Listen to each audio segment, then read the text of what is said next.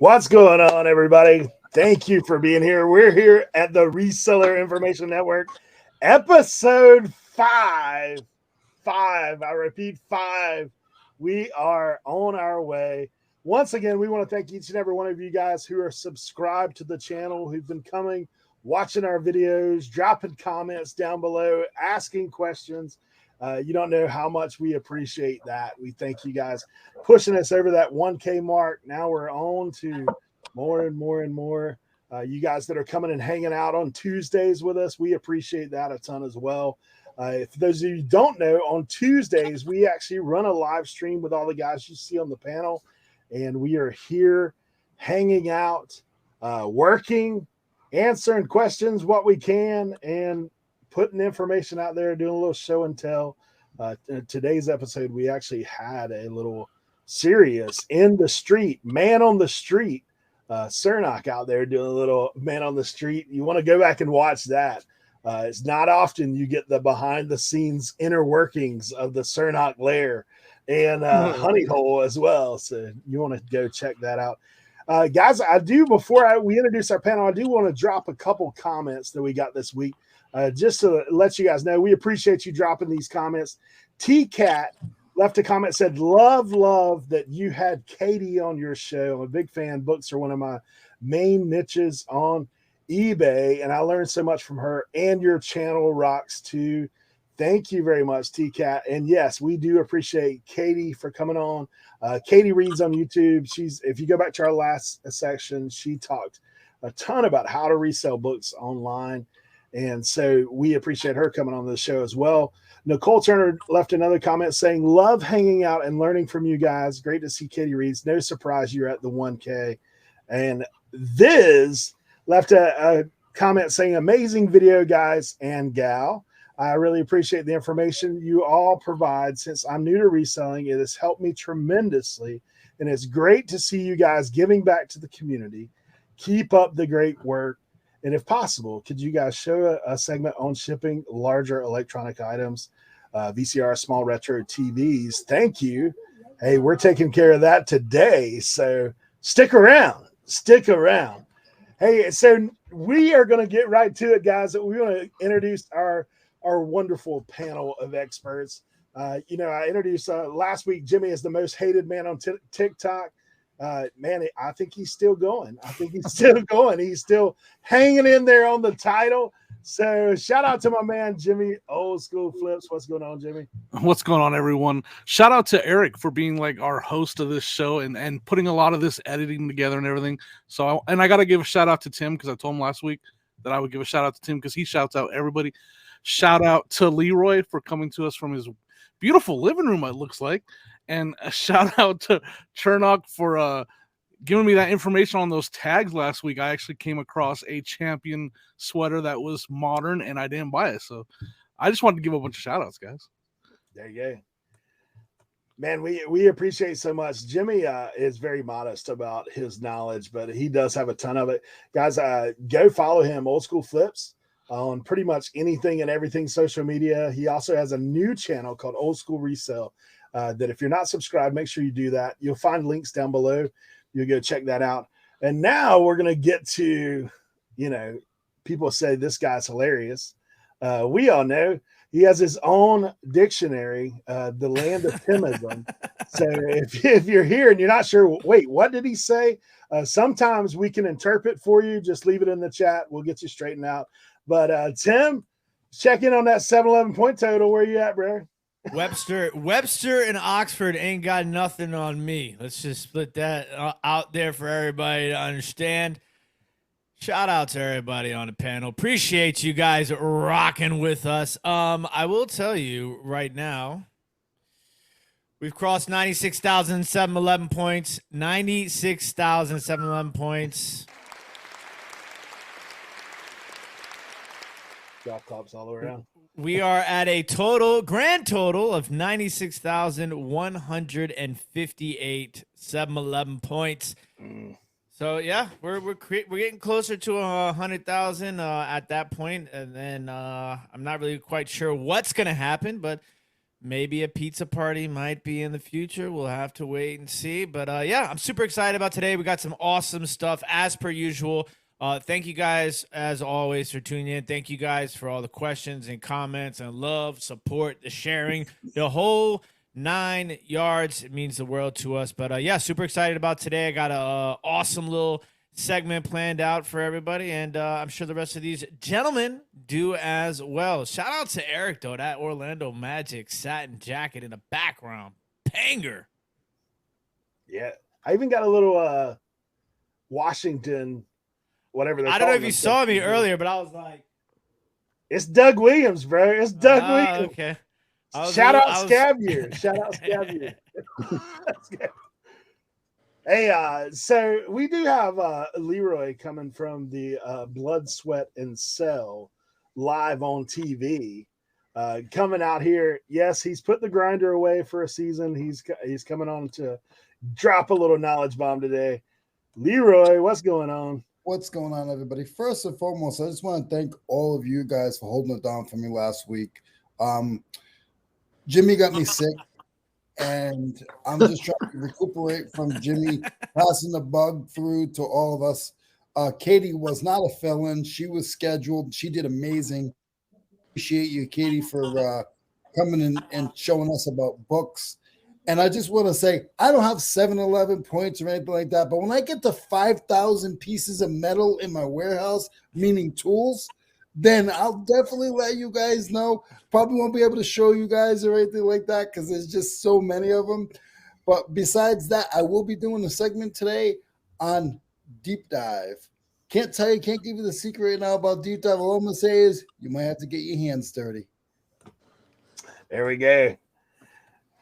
And today, man, I'll just tell you, Cernoch's having a little interweb issues, but man, you'd never know it because we're crystal clear coming live from the top stairs, not the downstairs. He's come out of the lair. He's out of the basement. He's up here hanging with us today, Cernoch. What's going on, everybody? Hey, yeah, downstairs in the basement, I would set up, but the phone connection isn't that good, but right up here, it looks great. We're looking great. Nice, vivid. Hey, it's good. And yeah, Eric mentioned if you watched today's or the listing and loafing we did, man, not today, but Tuesday's listing and loafing, man, you got to see some behind the scenes. Listen, I filmed inside my honey hole, which has never happened before. So you got to see some crazy exclusive type stuff there. Everyone's been like wondering, and I finally filled in there. So yeah, definitely go check that out today. And yes, our wonderful panel that we have today. I mean, look at these guys. I mean, yeah, we thank you for being here, Chris, as always, hanging out. Hey, so we're gonna jump right into our first episode, and we're gonna be hitting it with the 101. All right, guys, we're out in the shed, and we are going to be packing. I know we did a shipping video in last week's episode. I had somebody reach out to me and say, what about packing electronics? Like, how do you handle that? How do you handle packing electronics with lots of material, to be honest? Let me show you a little bit about what we got. We've got this solid-state RCA TV. Now, this thing weighs about 15 pounds. I'm actually going to pull out my scale, make sure we're straight on our weight before we punch in all this stuff. I went to Lowe's. I don't have these size boxes on hand. This is a double wall Lowe's 18 by 18 by 16 box that we're going to be using. I like to use the double wall with electronics. If you can see here, it has 2 layers of box. You can also double box, is something that some people do. I use pool noodles when packing electronics. We're going to show you all about that. So bubble wrap, 3-inch tape. The first thing I'm going to do is prepare the item for shipping before we put it in the box. So I'm going to take and tear off a decent sized roll of this bubble wrap and just start our wrap. Okay, guys, I sped this up because this was a pretty long section. Basically, what you're going to do is you're going to tear off some bubble wrap. You want to wrap the TV in its entirety. make sure you're getting everything covered, at least with a layer of bubble wrap, just to secure, give it an extra little impact zone, a little cushion, right? A little cushion. For me, I'm not wrapping this as much as what I typically would. And the reason being is I'm about to put these pool noodles in as the shock absorber. Always tape your bubble wrap down just to make sure everything's covered up. What we're going to do is we're going to wrap these pool noodles around the TV. Just being careful. The knobs on the TV are probably the most fragile of anything of this thing. Obviously the screen, you want to make sure that's protected. So basically we're going to build a little cage around this thing with pool noodles. Pool noodles are great impact insulators. As you've already seen, we've got the double wall box. What I'm doing now is just taping the pool noodles down, and we're creating a cage around two sides of that. Now we have this other pool noodle we're going to cut in half, and you're going to see in a second, I'm basically going to put that in beside the ends of the TV cage, pool noodle cage. When we are doing these heavier boxes, always make sure you tape every seam. I know Tim talked about that in his video. Always make sure you're taping every seam. Sorry, a little shaky camera work there. So we're checking to see the fit. And the reason I didn't attach those other pool noodles is I wanted to make sure that there was room on the side. It's best to have at least 2 inches on either side. That's what's required by USPS, UPS, FedEx. If you're going to file an insurance claim, they want to make sure that you have 2 inches on each side. Okay, it's a little tougher to film all this with one hand, but we're going to talk about void fill. Honestly, I use this. You can buy craft paper and use that. I live on the beach. Most of our grocery stores are paper bag only. So as long as your paper is clean, like there's not, don't leave your meat sitting in it with blood dripping on the stuff. Void fill in place. All we're going to do is close the box, tape it all 3 sides, and call it a day. This will ship out at an oversized rate.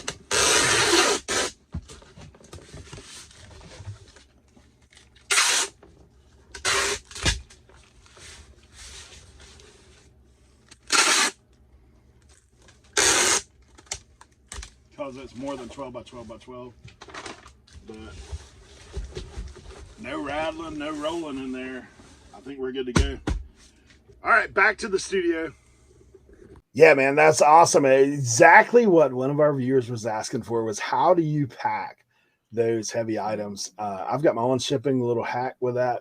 Find a local person who can pack for you. But for me, obviously that is a great learning experience. And hey, who knew you could use pool noodles more than just saving kids at the beach, right? So thank you for that. We're going to jump right into our next segment with Cernoch. He's bringing what's trending today. Let's go.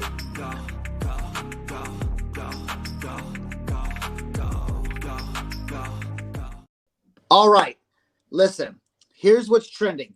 Halloween was last night. We got our trick-or-treating. We got everything done. Listen, this is now the push. November 1st, okay, is the push for Christmas, okay? And I have sold over the last 3 years, right behind me, ugly Christmas sweaters. They keep getting more popular every single year, and I'm going to show you some of these sweaters that do very, very well with me. So, first starting out, we got all kinds of sweaters here. I've got things from vintage to newer styles. So, what I'll show you is just some of the vintage stuff first, and a lot of it's like guys, girls, unisex, but mostly it's like the older women's sweaters that are popular now. Some of these, they come in vests, they got embroidery, all kinds of stuff. This is what you want to be looking for. The more stuff on it, the more bells and whistles, frills, the better. I'm going to show you a few of these. These do really well for me. Oop, the heirloom collectibles right here. The heirloom collectibles. Okay, now the one thing I like to do too is do measurements on all these. So make sure you do measurements. But you'll find all kinds of brands like Christopher and Banks. But the thing is, it's not about the brand so much, except for like a few certain brands. But it's about just kind of like what's on it and what you see. How crazy it can look. Let me show you a few other ones. I will show you the top selling vintage brand that I sell. It's called Tiara International. Okay. So if you see this tag right here, I know I do a lot of tags and stuff. This is the tag you want to look for when you're doing Christmas sweaters. Very popular. And they have the most like just crazy embroidery. They've got sequins and buttons and ribbons and all kinds of stuff. These do very, very well. You can expect anywhere from like $30 to $50 per sweater for like the Tiara International ones. These usually go for about 25 to 35. But like I said, a lot of it is just like subject matter, things that look cool, pretty. Look at that. I mean, look at the colors. They pop. This is what people want. But they make all kinds. And nowadays, so that's some of the vintage stuff that does well. But even nowadays, they make the ugly Christmas sweaters for the parties and everything like that. And you can find these. Now, I will give you a little secret.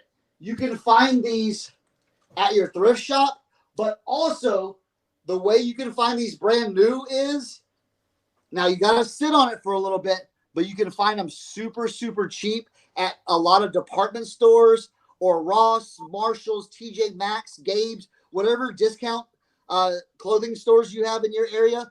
Go like week or 2 weeks after Christmas. You may find a lot of Christmas sweaters on the discount rack, discounted hard to the very bone.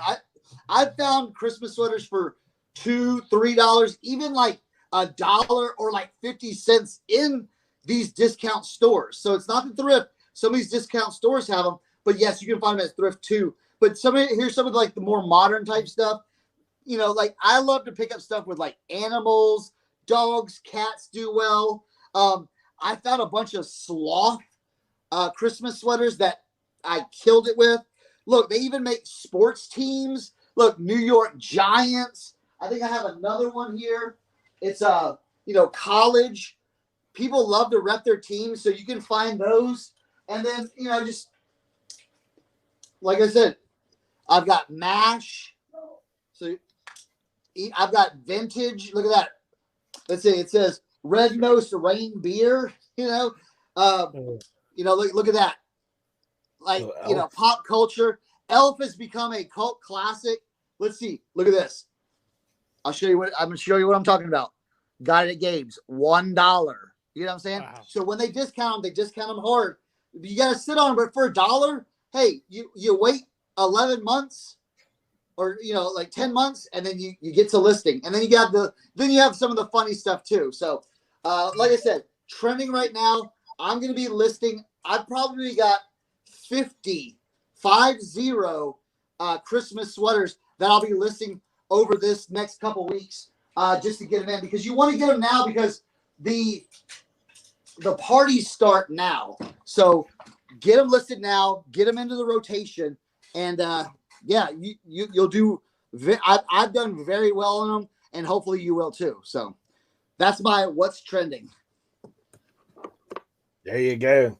So 50 sweaters, $25. Yeah. 1K. Do the math. Let's go. 1K. There you go. So guys, check those out. Hey, next up, we're going to get in this deep dive with Leroy. Let's go.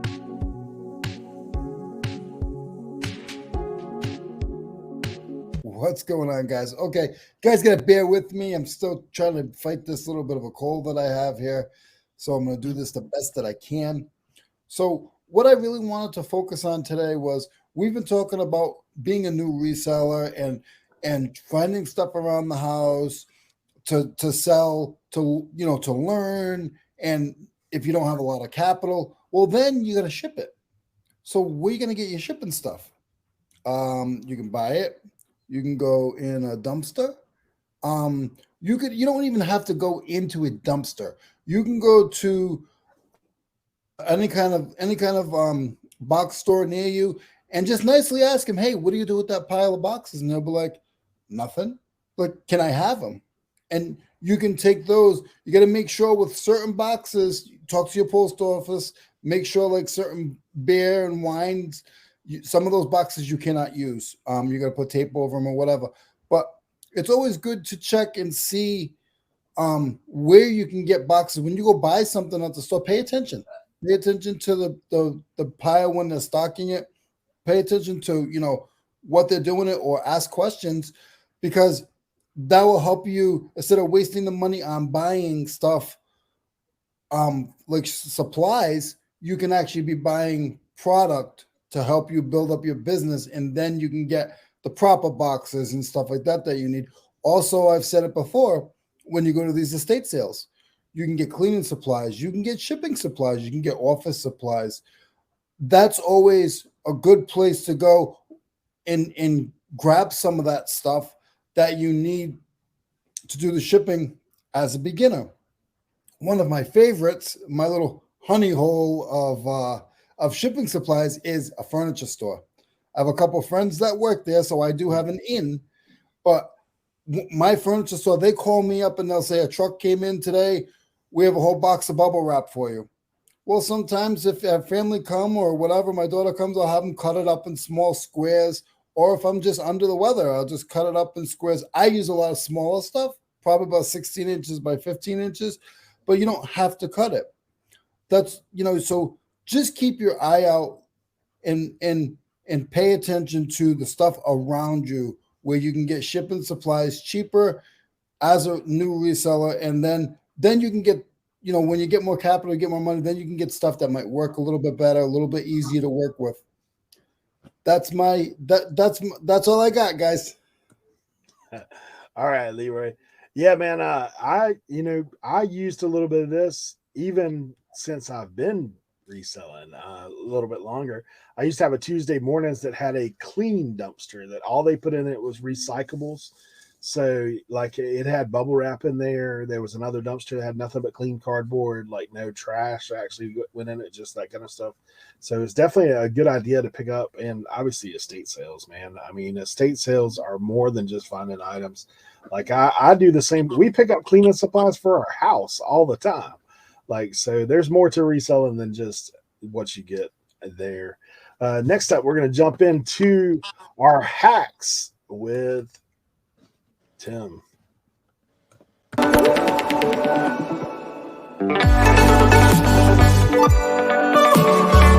Every time after we film an episode of this, I have like 7 different songs stuck in my head. Like by the end of the day, I'm like, where did I hear that song? Then I'm like, oh yeah, Reseller Information Network. All right, it's time to pull out those computers and type in a bunch of letters and numbers. It's a hack. The hack attack is back, Jack. And today we are talking about, excuse me, I had to clear my throat for this one. We're talking about this product right here, which you probably aren't going to be able to see because I actually use this. We need to take a peek at this product. There it is. This is called Peak, okay? And I'm going to give Eric a link to put in the description of this video so that you guys can find it. This is the greatest thing in the world, okay? So, for those of you that don't know, I have been featured in a world-famous magazine. Some of you may have heard of it. It is called Bon Appetit.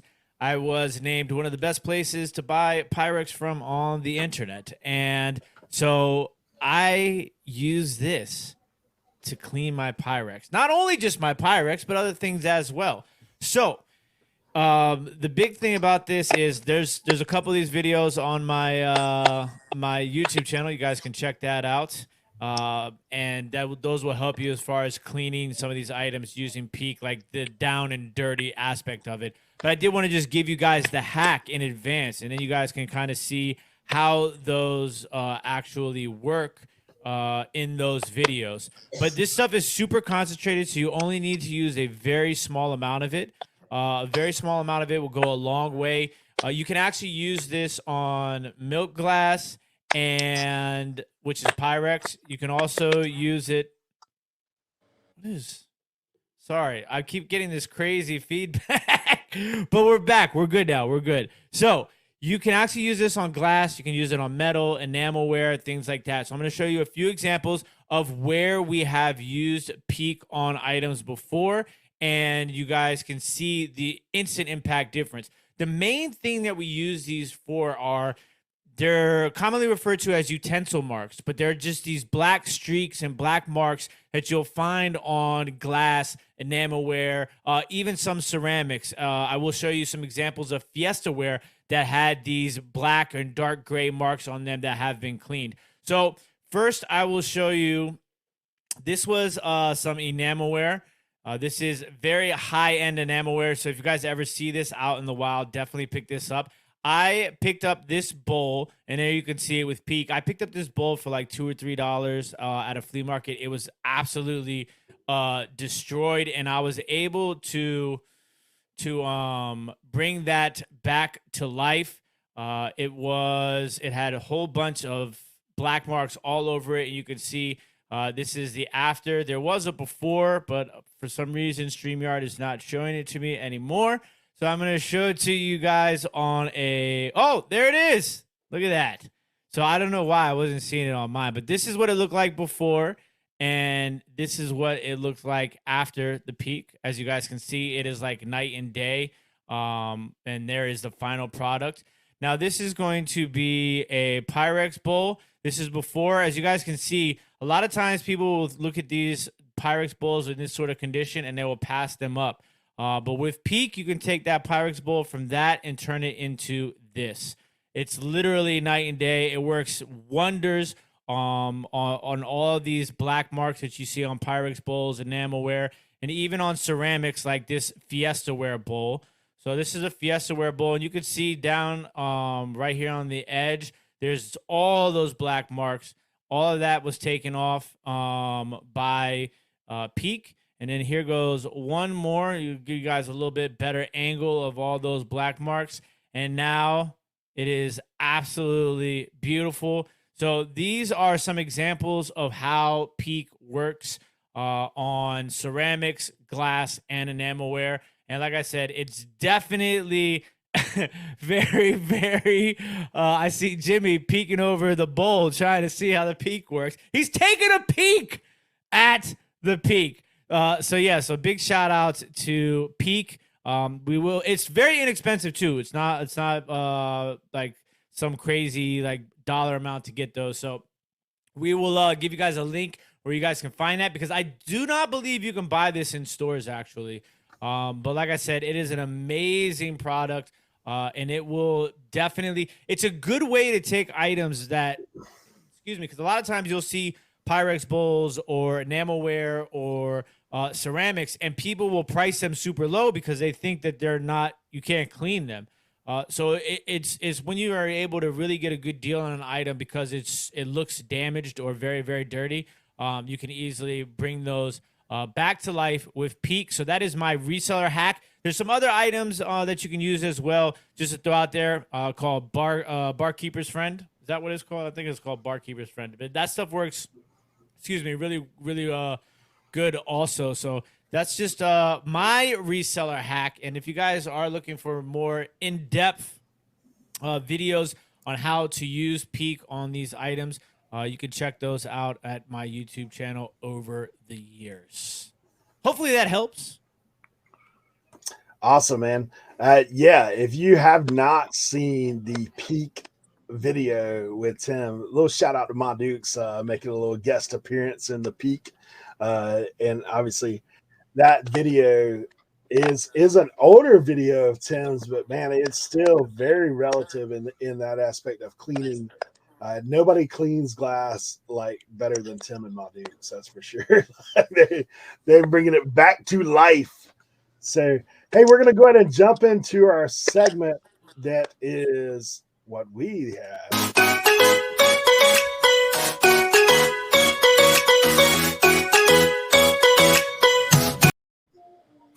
Hey, so questions of the day. We're gonna go ahead and get into this, and let me pull up my notes on my end because I honestly want to give credit where credit's due, as far as the people that have asked these questions. Now, this first question is, do you package all your items before you list? But let me give you the whole context of this question.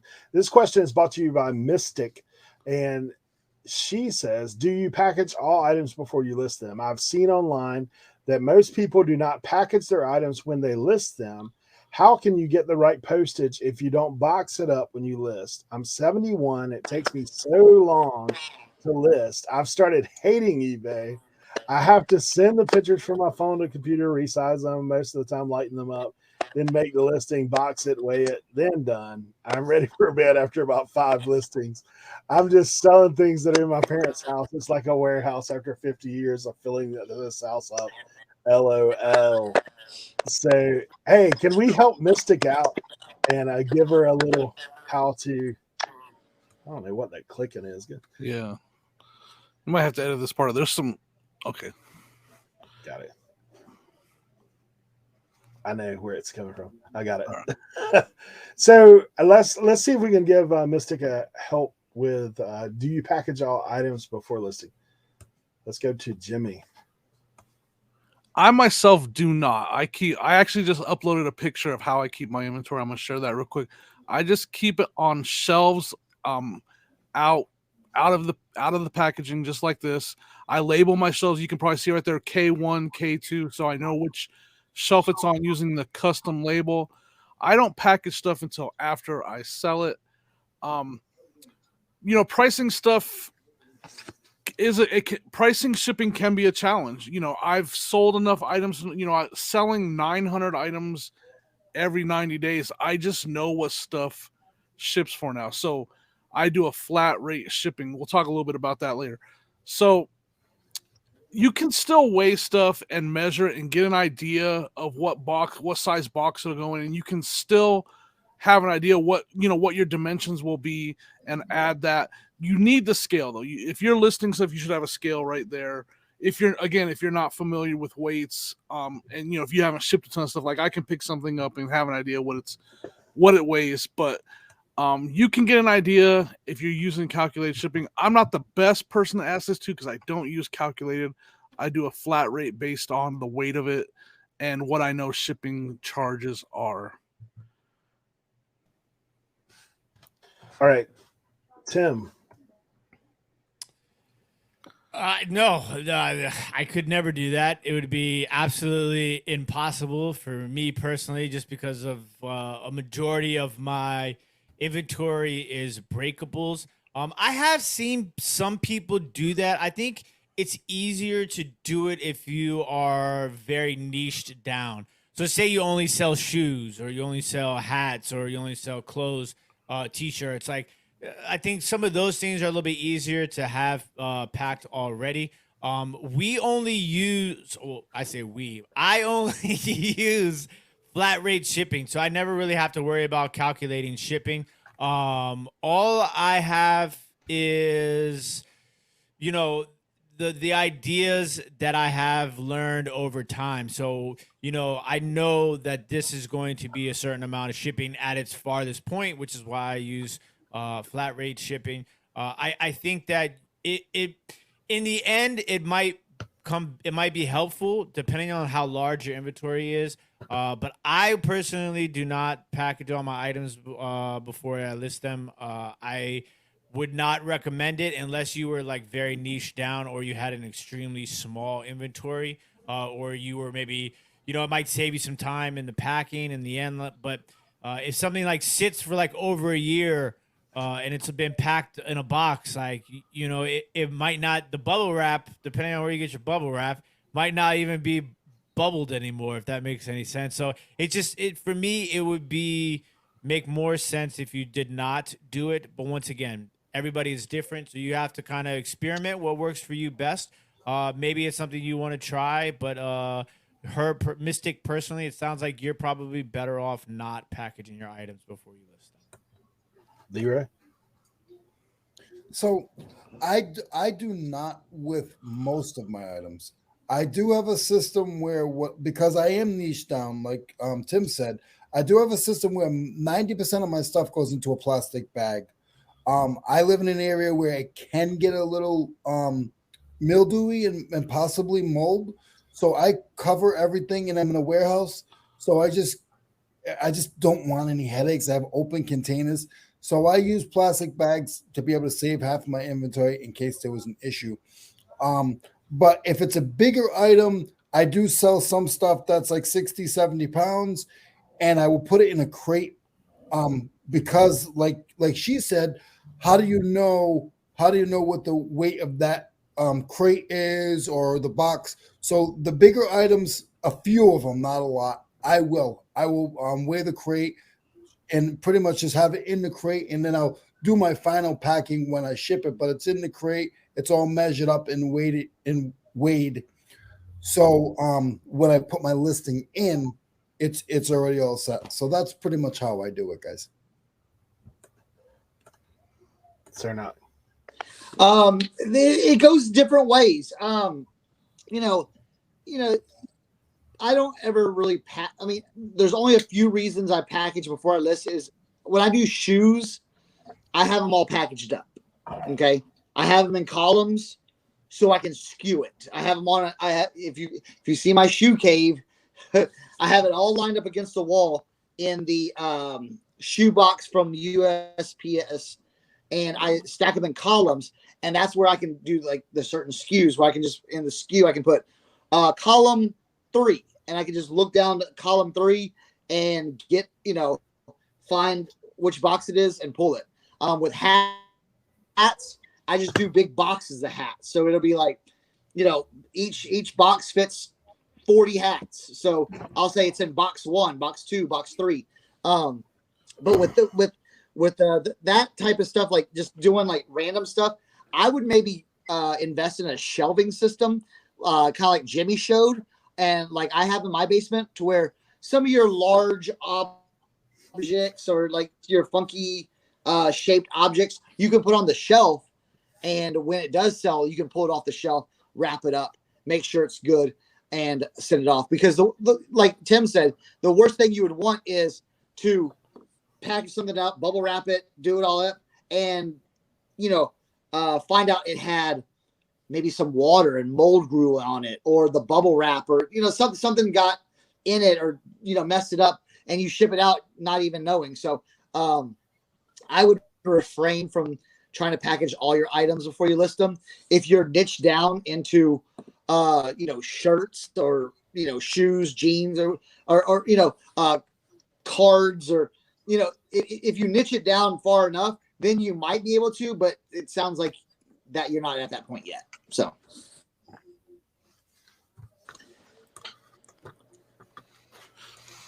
Yeah, so for me, I would not pre-pack it. I've seen people do it. It is kind of a nightmare because then storage, you're talking about a lot more storage space. Secondly, is like these guys have said, if you packed it up for a long time, inevitably the few times that I have prepackaged it, somebody will message me and say, "Hey, can you look at this?" And then I gotta open it up. It's like Murphy's Law, right? Can't get wrong. So what I would recommend is this, though. If you have an idea of the size box that you're going to use to pack that thing, just put that box on the scale and then add a few ounces for packing material. And that way you've got a more accurate weight. Like I said, some of these guys do use flat rate shipping, and there is time and place, and obviously everybody's different in how they do things. But if you're calculating shipping, especially your heavier items, make sure that you're a little above where you think you're going to be, just to make sure that you're covered in your weights, because nothing is more terrible than you sold an item and you have to pay to sell it. Like, that's not good. Because your shipping rate went out of whack. And then at that point, once you've done it for a little while, especially if you weigh the box separately, like say you put a number 7 box on the scale and hey, that number 7's only going to weigh 4 ounces, that box. So I know if I'm close to that mark and I put this in a box, I'm going to be over, So that's something to look at. And as far as like just the process, I would just encourage you to take it in small chunks. And just work through it that away, because I know it can be a lot. I mean, eBay's work, to quote somebody else, reselling ain't for everybody. That's for sure. But it's one of those things we look at. Hey, so let's dive into the next question. This is brought to us by Charity Faulkner. And Charity, I appreciate all your questions. This is kind of a question / statement, but she's talking about the speed of listing, and it says, my biggest issue is being a slow lister. I can be in my home office for 2 hours, list, and never feel like I listed enough for the time I spent working on it. Cernoch, we'll go from the top.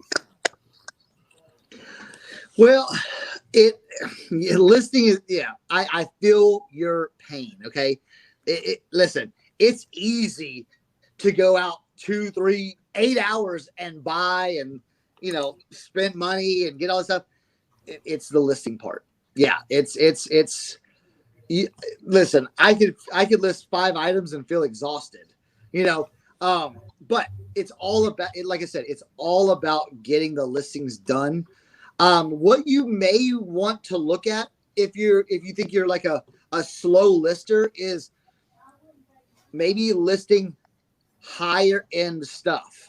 Okay. More, like instead of listing like $10, $15 items, maybe, list some of your higher end items, like your $50 to $100 items. But if you don't have that, I would say maybe, figure out what works for you, because a lot of people have different ways they do. So you may be taking pictures first and then listing, or you might be listing on the phone and finishing it on the computer, or starting, maybe switch it around and see if something feels a little bit more comfortable.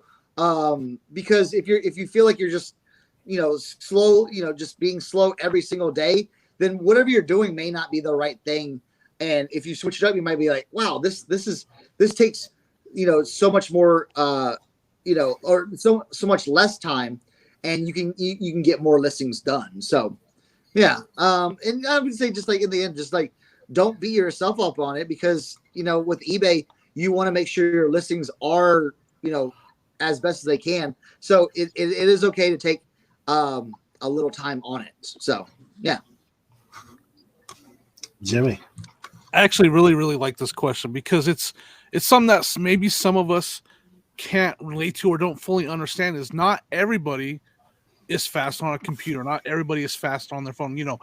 Fortunately for I know most of us, we're pretty quick at listing and we can get it done pretty quick. I'm not the fastest, but I can get it done pretty quick.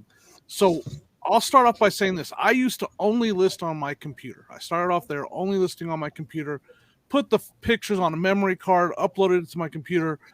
I now only list on my phone, because what did I do? I tried different stuff. That's the biggest thing. Try different things. If you like to list on your computer, something I will recommend. If you have a smartphone and you're taking your pictures on your smartphone, I recommend going into the eBay app right there. Let's talk about selling similar. Selling similar is a very fast way to list. So go into eBay, look up the item that you're about to list, sell similar to it on your phone, and add your pictures right there. Instead of transferring them to your computer, uploading them, all that stuff, sell similar right there on your phone. Add your pictures, only your pictures. Don't do anything else. Add your pictures, crop them up, save as draft, then come over to your computer where you like to list and list from there. You can go in there, your pictures are there, they're dialed in, all cropped, and now you can go where you're comfortable adding your title, adding your specifics, adding your description, your pricing, and your shipping. But try different stuff, like Cernoch said. Try everything you can to adjust to what works best for you and the speed that you're comfortable working at. That's my advice for sure. There you go. Tim. All right. So first of all, I would like to say that I feel your pain as well. I think everybody who, is a reseller, everybody who lists at one point or another feels the same way that you do. So first of all, I want to get that out the way. So don't feel like it's just you. Don't feel bad about it. Like, that's just That's part of the healing process of coming to grips with what reality really is like as a reseller. Secondly, I want to blame every other person on the internet who's a reseller who says, I list 100 items in an hour, because it's their fault, okay, that people like you feel like you're not doing enough, okay? So listen, everybody's going to work at a different pace. That's just how it is. For me, it's difficult too, because I, will go through, I cross list everything. So I sell on 6 platforms. So sometimes there's items that I will list and I list it on 6 platforms. So that might take me longer than somebody who's just listing on eBay. So everybody's going to be different. Don't beat yourself up about it. I think these guys gave out some absolutely amazing advice. Cernoch saying, the high dollar items, that mentally makes you feel better. I think Jimmy's advice, especially for somebody who's just listing on eBay, I think that's just like killer. It makes complete sense. You're eliminating some of the steps in the process. There's certain things, because also you got to think about this too. Are you listing just from drafts, or are you doing the entire process? Because I know sometimes when you do the entire process, like, it can feel like eternity. Like, I listed 10 hats and it felt like it took me 5 hours to go from cleaning, steaming, photographing, editing, then cross-listing on 6 platforms. So like everything might be a little bit different. You just got to kind of, we talk about this a lot here on Reseller Information Network, is adjusting and adapting, trying new things, taking some advice, applying it, seeing if it works for you, maybe twisting things up a little bit to kind of like try something different, but using some of what you learned from somebody else. It's all about experimenting what works best for you. But I think a lot of times it's just mental. It's easy for us as resellers to get caught up in the hype of comparing yourself to other people, whether it's, listing speed, items listed, stack photos, like 90-day totals. It's very easy to get caught up in that mindset of, I'm not doing it, but use it as a tool to push yourself to do things a little bit differently. Don't use it as something to beat yourself down with, because you are not everybody else. Everybody else is not you. So just continue to try new things, work at your own pace. Don't beat yourself up. As time goes on, you get a little bit quicker too. So that's my advice and thoughts on the subject. Leroy. So I do it a bunch of different ways. Sometimes I feel like, if you have a board and you write down the amount and you write down how many items you did a day. I've tried a lot of different things, and I feel to me that when I'm not pressuring myself with that stuff, I do better.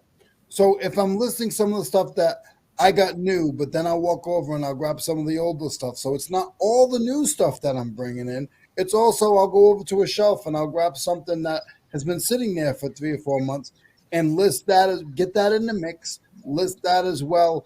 And sometimes this stuff that's challenging. If it's challenging, don't beat yourself up about it. Put it aside. But tomorrow morning when you come back and you start again, and your mind's a little fresher and you don't have that stress on your mind, grab that item and take that item and figure out what you couldn't figure out or what you couldn't research, and then get that item listed first so you're not pushing against the gun with other stuff. Yeah, it's funny for me. Tim had brought up about comparing yourself to others, and Leroy did to a degree as well. It's fun. When I went to FlipCon, Dave actually made the remark on the panel. He's like, dude, after listening to Chris from Daily Refinement, it's like, I feel like I'm just like, I'm not doing anything. I'm just wasting my time, because there are guys that, these guys are listing 100 some items a day, but you got to think of comparisons, right? If you're doing the same thing, and you've got a template and you're not having to put a whole lot in there, that's the thing. But I will tell you, even from Chris, like one of the things I picked up was have a process in place to a degree, like pull some items. Hey, I want to get these listed. This is the plan.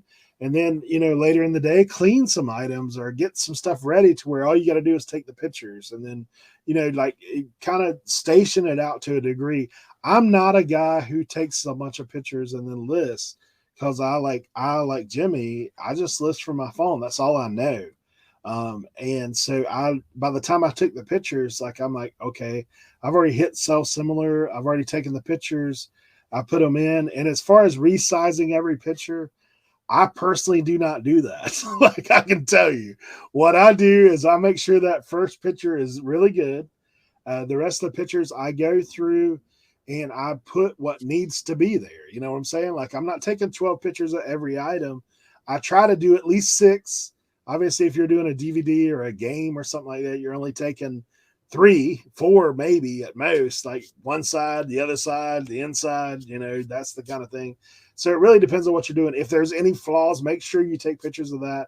As far as your description, you don't have to type a full paragraph as to what this thing's about. Like, just usually I put in there the highlights and, hey, this has this flaw, see pictures, and then you can go from there. But there's other people that list a whole lot better, and I'm sure a lot more efficient. But for me, I'm continually trying to hone in the process. And then as far as setting a goal for yourself, like, there's many ways to do that.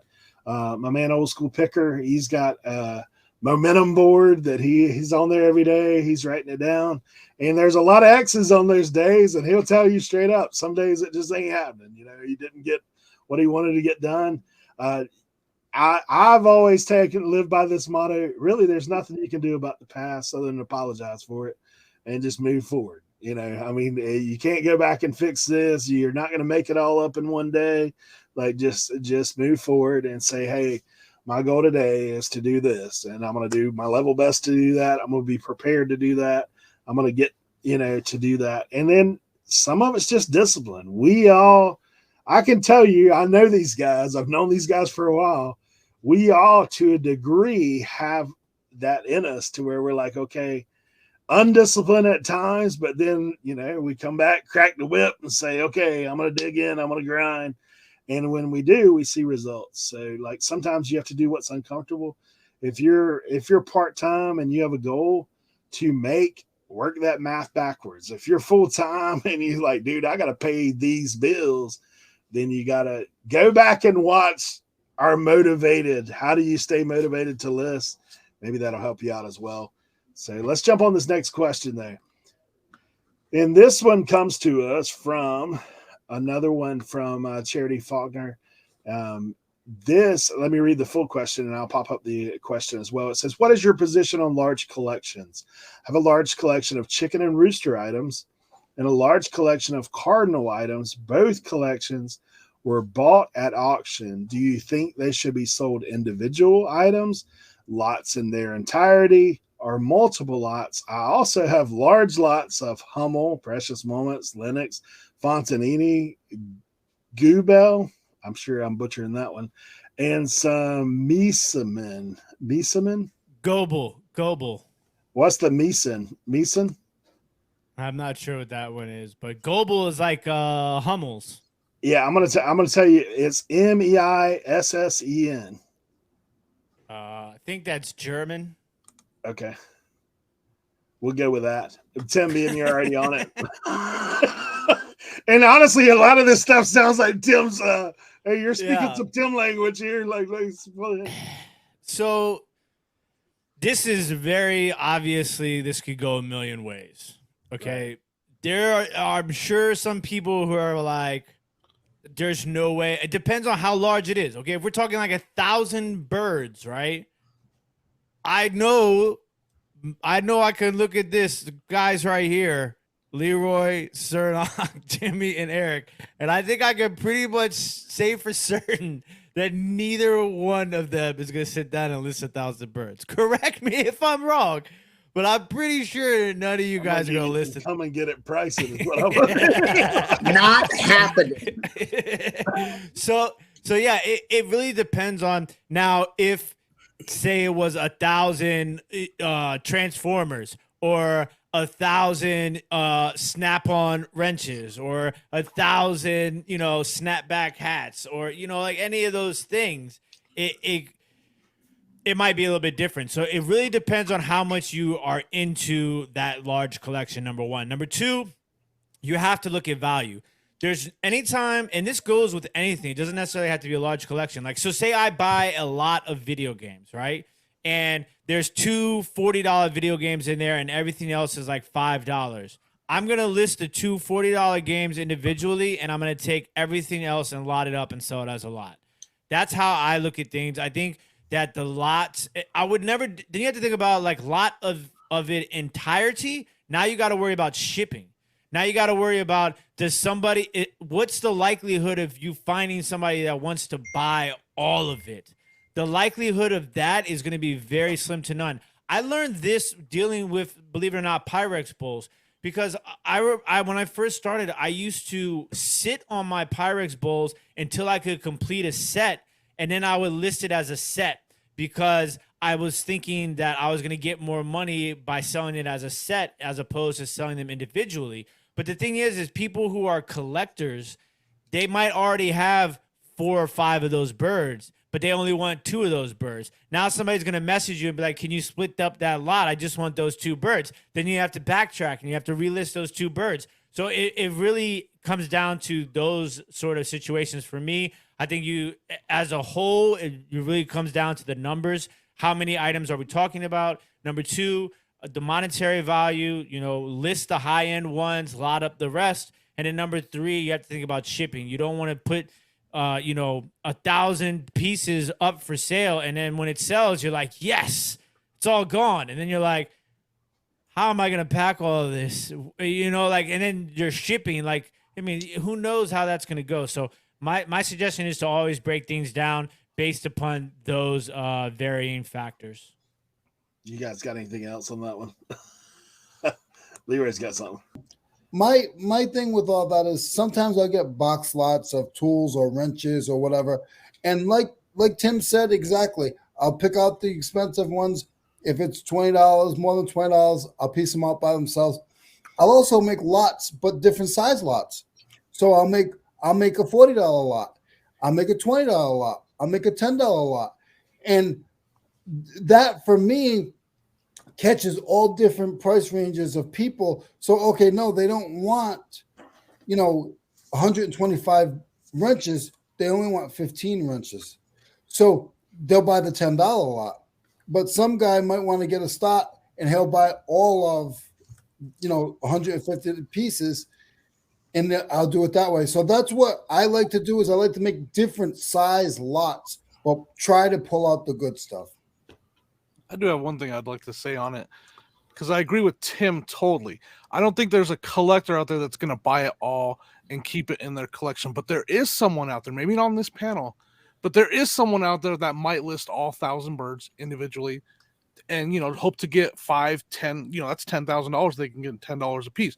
So there is somebody out there that can do that. So from a reseller standpoint, maybe you can find that person that will list them individually and sell it to them. Quick flip, make a couple $100, $200, $300 on the lot. That's what I would do. So I say something like that. There's always the end of a collection like that is always there's someone that will list them individually, and you got to find that person. That is a great point. Just wanted to I didn't think about that aspect of it either. Cernoch, you got anything to add? I do. I actually do.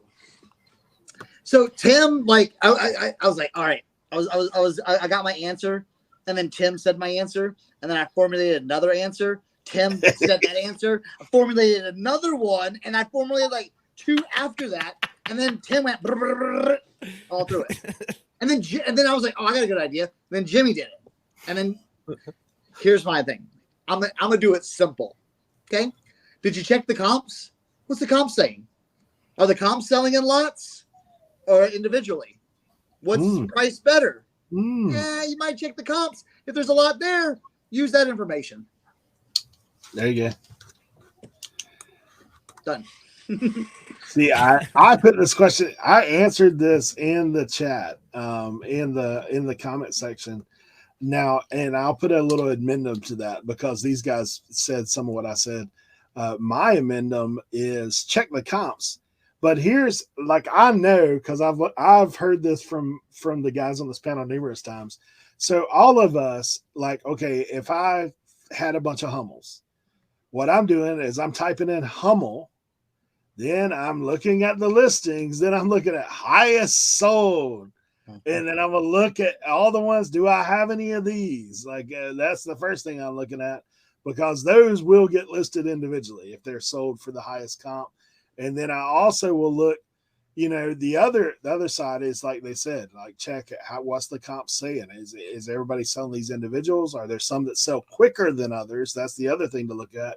Are there items that sell quicker than others? Because if it's an item that's going to sell in a day or two, I don't mind listing it if it's a little lower dollar. What I put in the comments is put yourself a threshold that it's worth listing at this much, right? So if you have a threshold of whatever that may be, $25, $30, $40, that's my threshold. I'm not listing anything cheaper than that. Then that's what I would do as far as individually. As far as the other, there's other things you can do. And I've done this as well. Find Facebook groups that people that collect this junk. Like, I mean, whatever that is. I'm not saying what you have is junk. It's junk to me because like it's breakable. So like, I'm staying away from it. But hey, find the Hummel Collector Facebook group.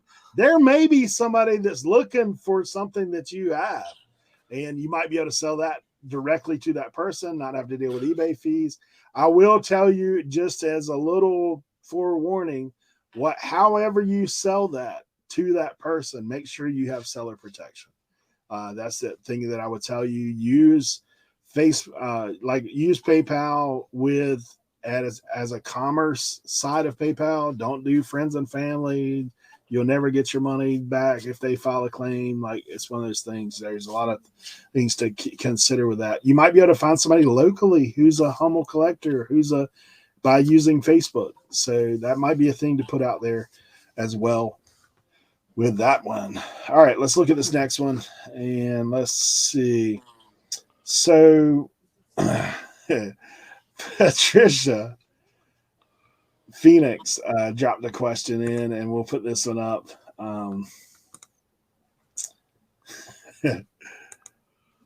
I think she's probably been watching Kevin, but Patricia Phoenix, hi guys, feeling guilty about keeping eBay rebates on shipping. I use calculated shipping.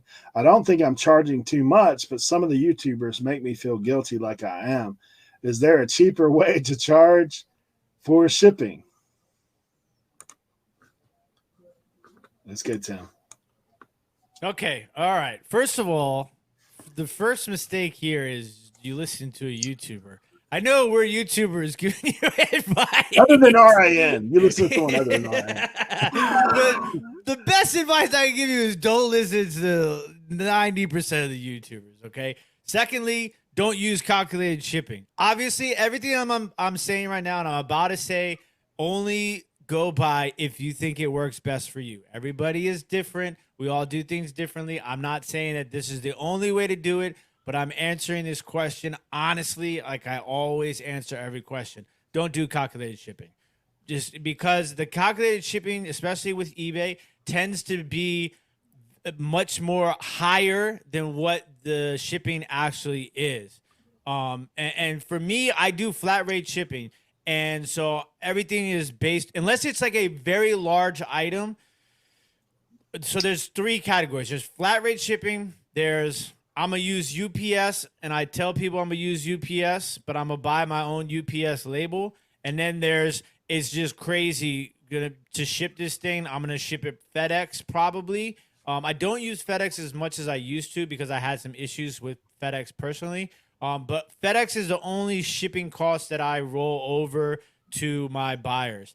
Now, the other thing is that with flat rate shipping as opposed to calculated shipping, so if you're in Maryland like I am or DC, and I'm shipping something in California, if it's calculated shipping, it might end up being like $35. The buyer might see $35, $40. That instantly turns them off. When I know I can charge them $19, ship it for $15, they're winning, I'm winning. It's a win-win situation. Now, I would never give anybody back a refund for shipping that has bought from me unless they were doing combined shipping and they asked for combined shipping. That's the only way that I would do it because personally, I spend a lot of time packing. Now, this is also because this is what I sell. You know, it's like I sell a lot of breakables, and that my time is worth money to me. You know what I'm saying? So it's like I'm not gonna refund you money. My bubble wrap, my big bubble wrap is almost $60 a roll. You know, so it's like I kind of look at it as, you know, supplies and all that stuff, because I don't charge you handling, but you know, my shipping rate may sometimes include some of that money. But then sometimes a buyer might get something and I might have to come out of pocket for shipping. You know, I'm not gonna message them and be like, hey, sorry, buddy. It was about $25 and not $19. I'm gonna need you to send me another $6. They're not gonna send me the $6. You know what I'm saying? So don't feel bad about it. Like, sometimes you gotta understand that it might be different if you're part-time, but for us who are full-time, like, this is a job. This is a business. I have to look at every angle that I can to survive, to pay my bills, to, you know what I'm saying? Stuff like that. So those are some things that you kind of like have to take into consideration. And, you know, you got to think about this too. Like right now, USPS rates are higher during the months of October to January. Are you going to go back and change the shipping costs on all of your items?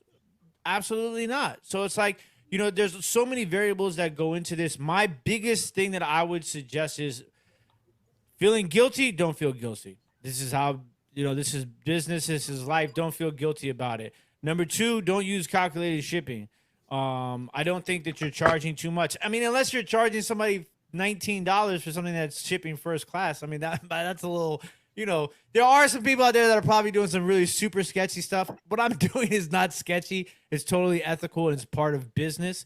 And then obviously be careful what you listen to on YouTube. It's not always true. And is there a cheaper way of charging shipping? I don't really think there's nothing cheap about shipping, no matter how you look at it. Even if you're shipping a card, I use a sheet of bubble wrap. I use 2 pieces of cardboard. I use a team bag. I use a bubble mailer. I got to print a label. You know, like all of that stuff costs money. So it's like everything's going to cost money. There's nothing about shipping that's cheap. So hopefully that answers your question and I didn't come off too bad as a person. But I mean, I'm just being honest with you. And I think that you as a viewer and as a person deserves nothing but honesty from people like us.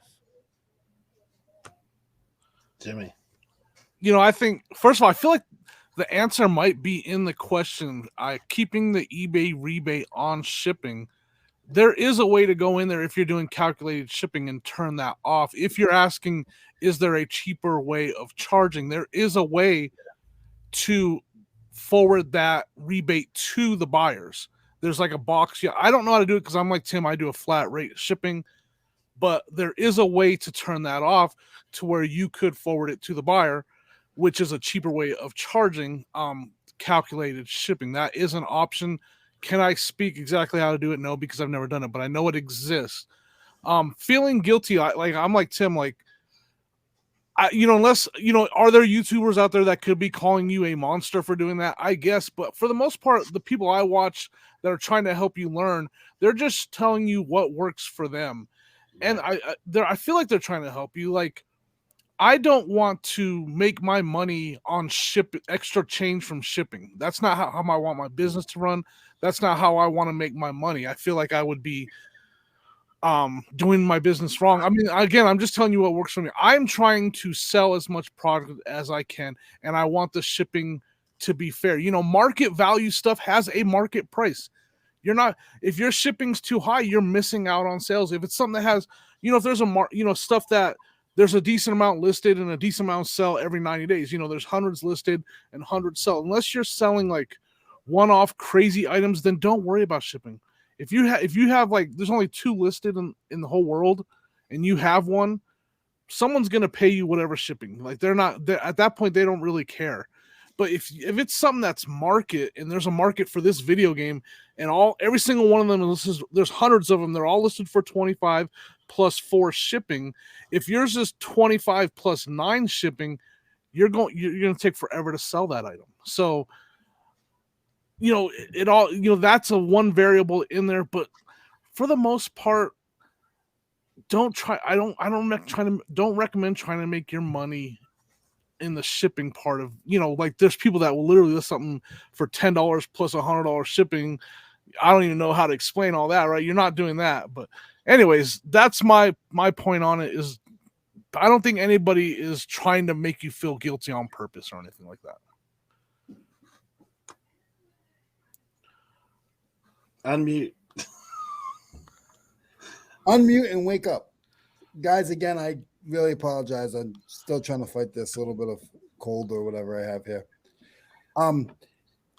I use calculated shipping. I didn't for a while, and now I do. But I also have to say 90% of my items are under a pound. So for me, they like that better, it seems like to me, because a lot of my items, it goes in a bubble wrap, poly mailer, out the door.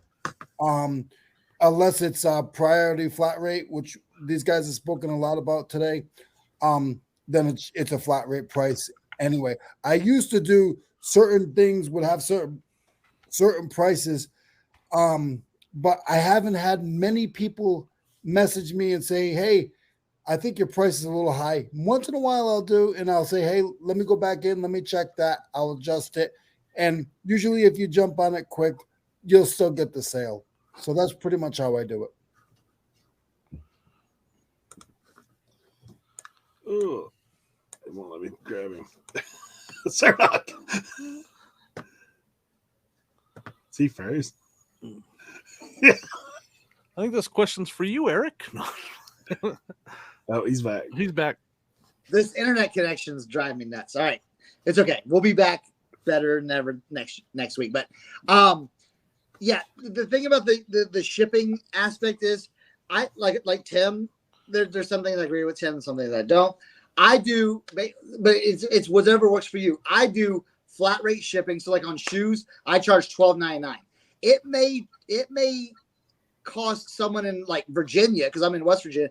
It might cost someone in Virginia or Maryland like $8.30, but they paid the $12.99. But if I send it out to California, it may be $13, $14. So it just depends. It all averages out. And then my thinking is, I'm gonna keep it sweet and simple. If they've paid for the shipping and they want the item, then that's it. That's the end of the transaction. You ship the item and that's it. It's done. They paid for the shipping. There's no rebate or anything. If you're in that kind of thinking, you're not. And I don't want to come off rude, but you're not doing as much volume then as some of us are doing. If those are the things that are kind of like worrying you about shipping. If they pay $12.99 for the shoes and they want it shipped, I'm shipping it out and it's done. So it's kind of like point blank in your face. There you go. Hey, so for me, like I'll just tell you, some of it too depends on where you're at in your journey as a reseller, as to what you use and how you use things. Because I'll just tell you, as a beginner, I would hate to know I had to try to figure out how to ship each and every item. So my personal advice, is to look at what you're selling and figure out from there, do I want to do calculated flat rate?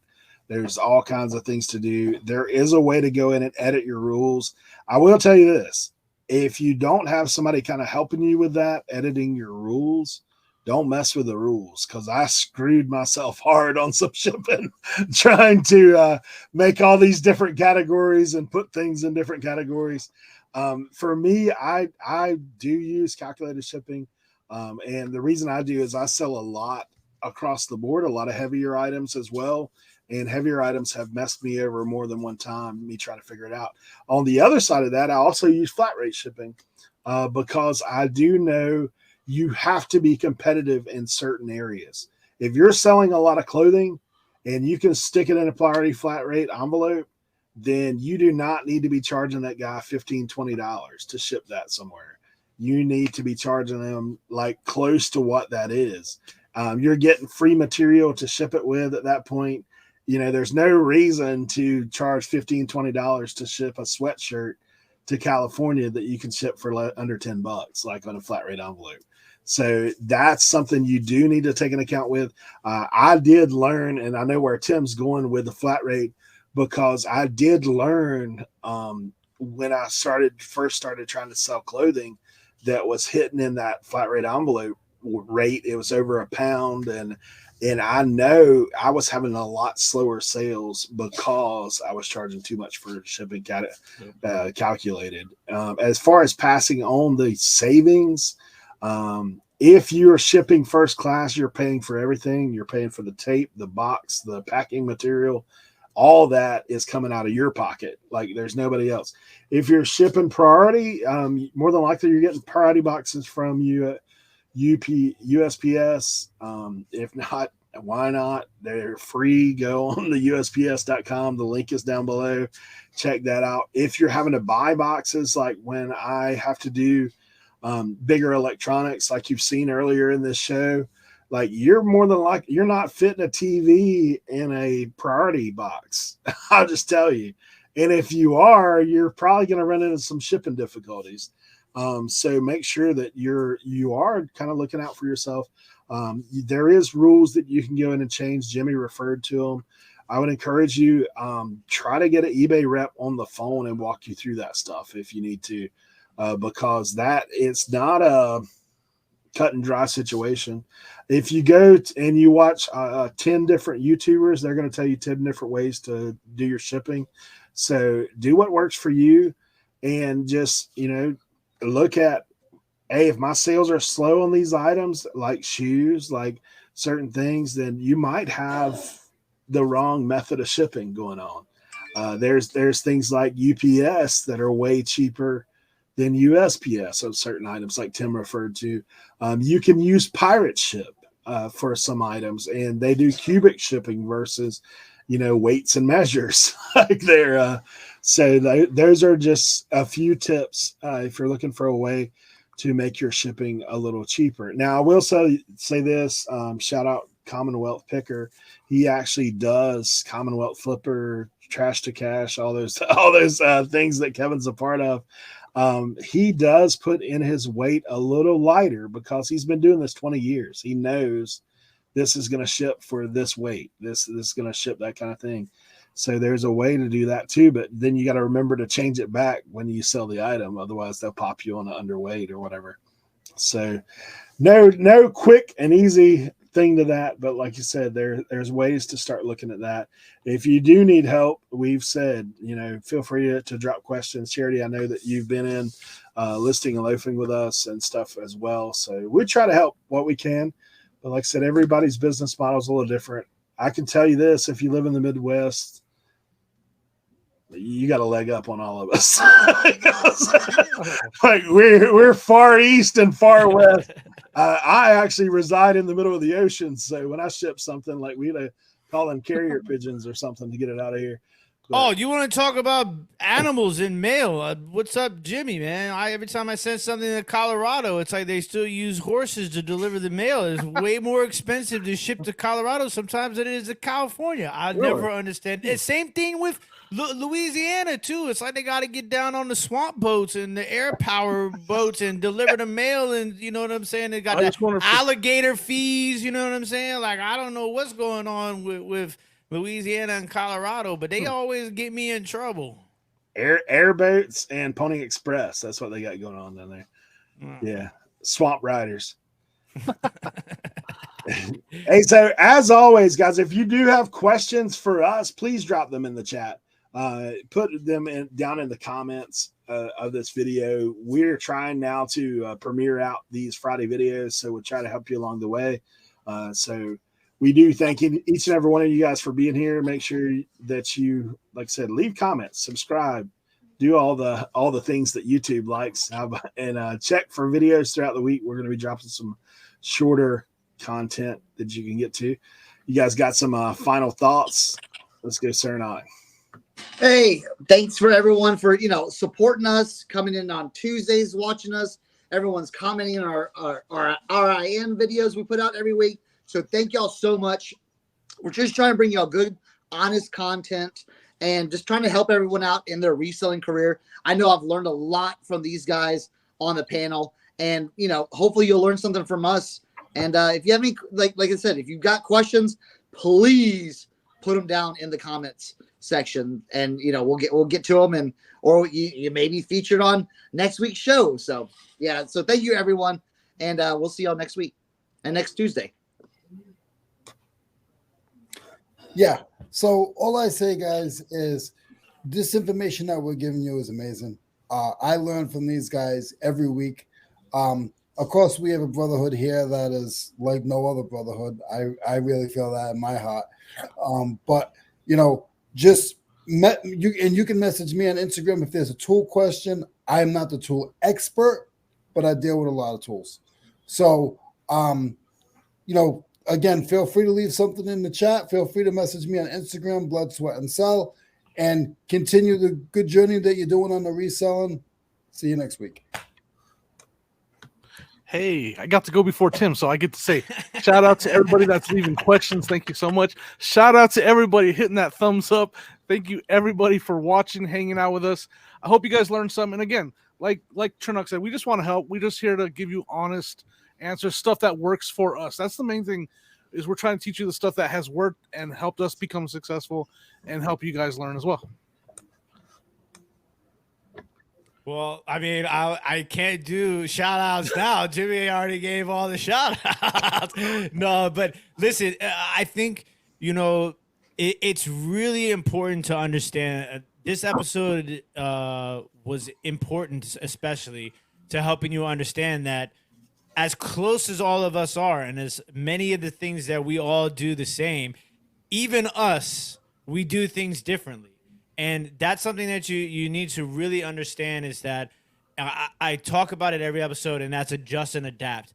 Like, I have learned things from so many different people, and I tried them, right? And that method might not have worked, but there are certain things within that method that I kept, and then I applied to something else that I might have learned in that same area from somebody else. So it's all about just kind of putting everything into a, I know we just passed Halloween. It's kind of like hocus pocus. You know what I'm saying? You get that big cauldron pot, right? And you just start chucking in ideas and information, and you just whip it up a little bit. Just get a nice little stir. And then, you know, when that smoke starts to rise, you got yourself a brand new idea. Okay. So it's very, very easy to just hear something and do it. Okay. But sometimes, you know, you got to try things first. And if it doesn't work, it doesn't work. But the main thing is, you know, stay confident and take the information that we're giving you however you want to take it. Just know that we're honest guys, speaking from experience, speaking from our heart. Our only goal is to try our best to help you and to just kind of, you know, we're just planting the seeds, okay? You got to do the raking of the soil. You got to do the watering. You got to do the picking of the vegetables, and you got to take it to the farmer's market and sell it yourself, okay? We're just giving you the seeds, okay? But the seeds are plentiful, and we hope you guys are learning, and most importantly, we hope you guys are having fun, because that's what it's about, entertaining and educating, and that's what we're here for. So on that note, don't forget to tell a friend about RIN Reseller Information Network. See you next week.